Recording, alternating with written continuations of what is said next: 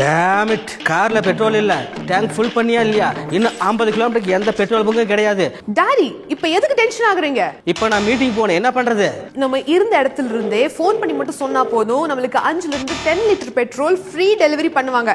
நீங்க பெட்ரோலுக்கு மட்டும் காசு கொடுத்தா போதும். எவன் கொண்டாந்து கொடுப்பான்? நேஷனல் ஹைவேயோட 24/7 ரோட் சைட் அசிஸ்டன்ஸ் இருக்காங்க டாடி. இவங்க அரசாங்கத்தோட ஆளுங்க.